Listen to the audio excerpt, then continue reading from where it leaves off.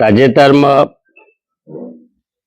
લોકસભાના શીતકાલીન સત્ર દરમિયાન દેશના યશસ્વી વડાપ્રધાન, વિશ્વના સૌથી લોકપ્રિય નેતા આદરણીય નરેન્દ્રભાઈ મોદી સાહેબના નેતૃત્વમાં દેશના ગ્રામીણ અર્થવ્યવસ્થામાં આમૂલચૂલ પરિવર્તન આવે તે હેતુથી વિકસિત ભારત ગેરંટી રોજગાર આજીવિકા મિશન ગ્રામીણ નવું વિધેયક પસાર કરીને રોજગાર સંબંધિત નવો કાયદો બનાવવામાં આવ્યો છે.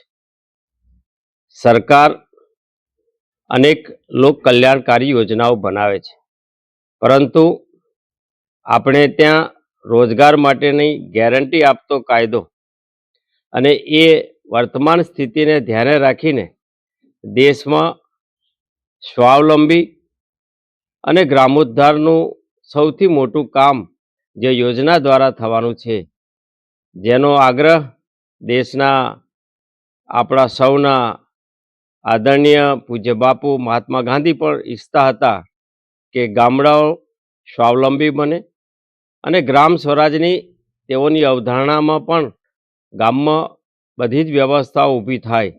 એ હેતુસર વર્તમાન સ્થિતિને ધ્યાને રાખીને આ એક નવીન કાયદો બનાવવામાં આવ્યો છે.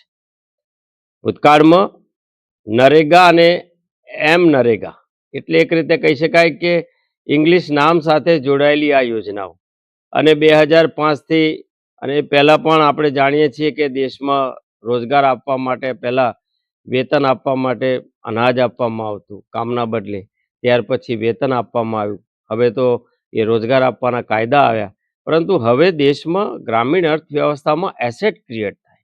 ગામડાઓને અનુલક્ષીને પાણીની વ્યવસ્થા હોય, રોડની વ્યવસ્થા હોય, ઇલેક્ટ્રિસિટી હોય, નાના મોટા ખેતી સાથે સંકળાયેલા ઉદ્યોગો હોય, આ સૌને બળ આપવા માટે અને સ્કિલ ડેવલપમેન્ટને ધ્યાને રાખીને સ્કિલ દ્વારા રોજગાર ઉત્પન્ન થાય. એક પ્રકારે નવી પેઢીને આવશ્યક હોય એવા અનુરૂપ જે રોજગાર ક્ષેત્ર ઊભા થવા જોઈએ, એ કાયદાની મદદથી જી રામજી એક નવી યોજના દ્વારા શરૂ થઈ છે.